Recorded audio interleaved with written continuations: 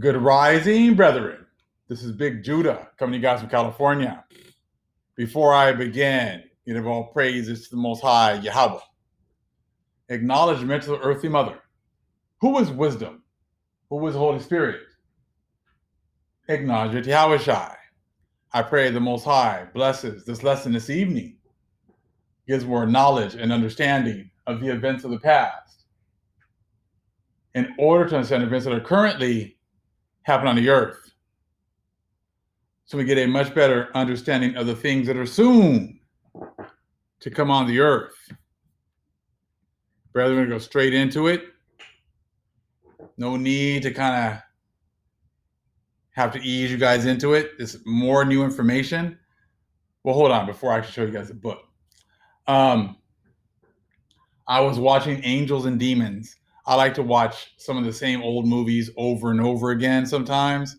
Sometimes just for the white noise, when I'm doing something so I can hear something.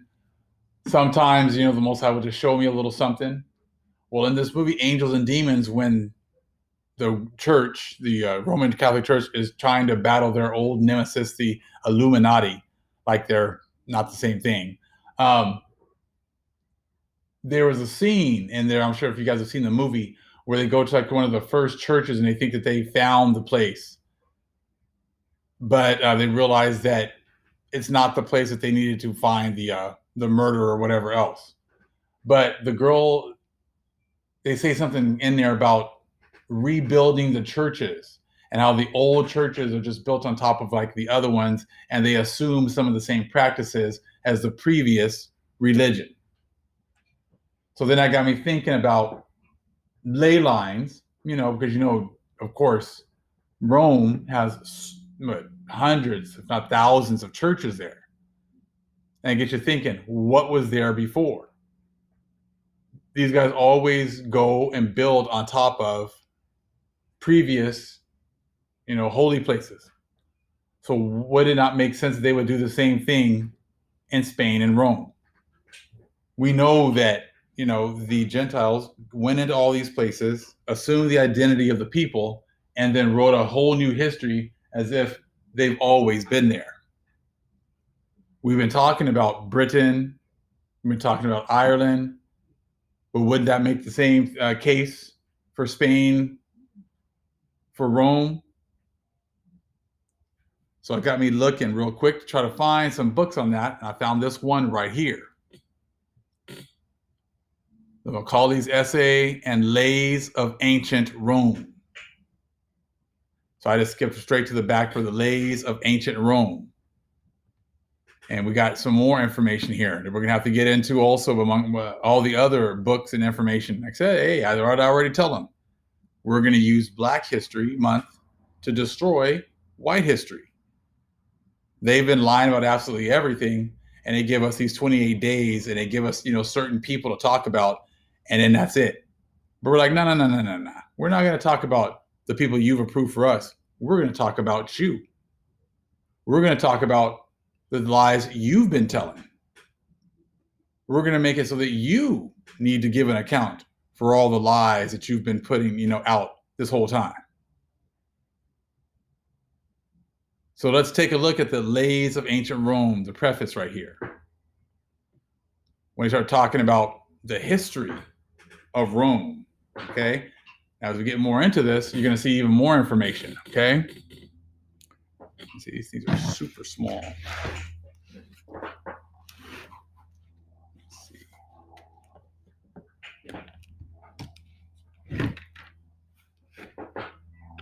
That what is called the history of the kings and early consuls of Rome is to a great extent fabulous. Few scholars have, since the time of Benfort, ventured to deny.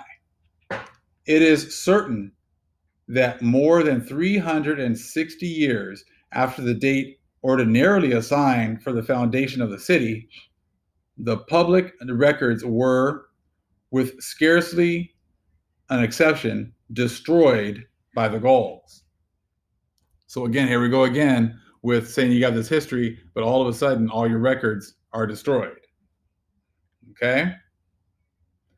It is certain that the oldest annals of the Commonwealth were compiled more than a century and a half after this destruction of the records.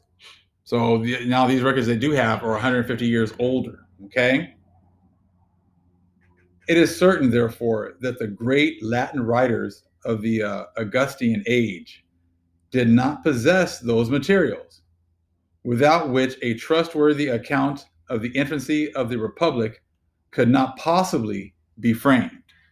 So you find out here that your whole history is a bunch of BS because your records, you didn't have any.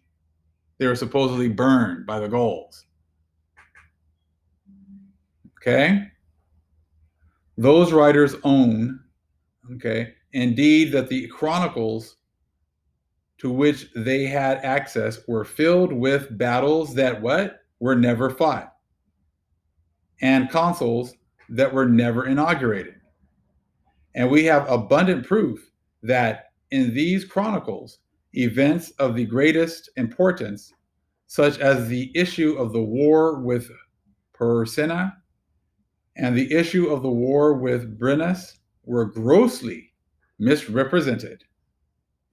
Under these circumstances, a wise man will look with great suspicion on the legend which has come down to us.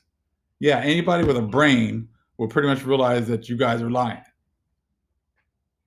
And that you guys are lying about your foundation and everything else. Everything you've told from jump has been a lie. That's what you're seeing right here.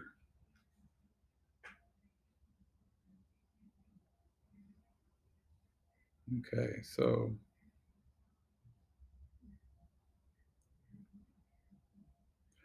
let's see.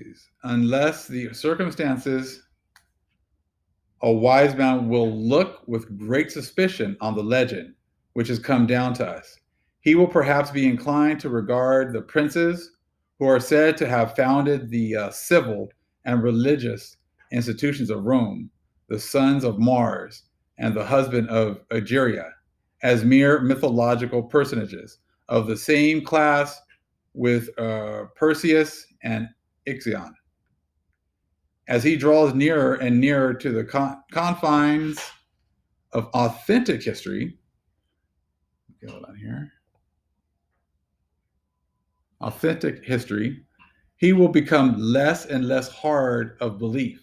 He will admit that the most important parts of the narrative have some foundations in truth, but he will distrust almost all the details, not only because they seldom rest on any solid evidence, but also because he will constantly detect in them, even when they are within the limits of physical possibility, that a peculiar character more easily understood than defined, which distinguishes the creations of the imagination from the realities of the world in which we live. So it pretty much is saying it's really hard to believe you guys because you lie about everything. Even if it's some things that actually seems like it's even possibly to be true, we still have to kind of, be very careful and be very leery of what you say. It says the early history of Rome is indeed far more poetical than anything else in Latin literature. The love of the Vestal and the god of war, the cradle laid among the reeds of Tiber, the fig tree, the she-wolf, the shepherd, cabin, the recognition.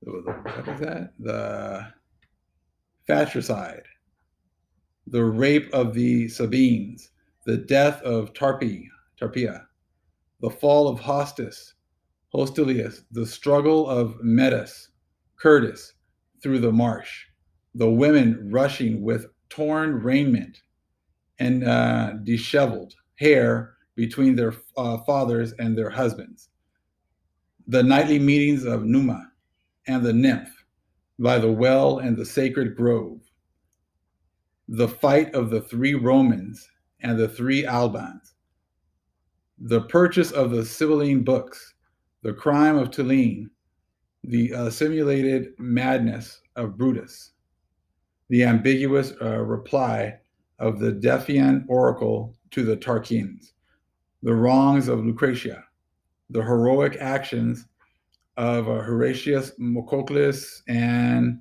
Scaevola, and of the cloita of the battle of Regillius, won by the aid of Castor and Pollux, the defense of Crimera, the touching. I'm gonna continue this on another video, but I'm gonna read just a little bit of it. I'll have some more pictures. Okay. Story of Coriolanus. The still more touching story of Virginia, the wild legend about the draining of the Alban Lake, the combat between Valerius Corvus and the gigantic Gaul, are among the many instances which will at once suggest themselves to every reader. In the narrative of Levi, who was the man of the fine imagination, these stories retain much of their genuine character, nor could even the tasteless Dionysius distort and mutilate them into more prose. The poetry schemes in spite of him through the dreary pedantry of his 11 books. It is discernible that the most tedious and in the most superficial modern works on the early times of Rome. It enlivens the dullness of the universal history and gives a charm to the most menagerie abridgments of Goldsmith. And we'll read more about this in a little bit. But the main thing that we've read so far is that it just seems like they've made up all this information. This is just the first couple of pages, just give you guys something to look at before we get even more in depth. Because there was a person back then who came up with the fact that all of this stuff about Rome and its history and its foundation was a lie. But once he came out with this information, the churches and everybody else just ignored his information. So it kind of seems like he was before his time, of course. And we're going to get into him and his theory, which I'm sure is based off of facts, and how the Most High used him to get that theory out there at that time. It wasn't time for the truth. But when we were to be awakened, this information would find us here at the end of the last days, and we'll be able to use it, especially during this time, to expose these liars once and for all.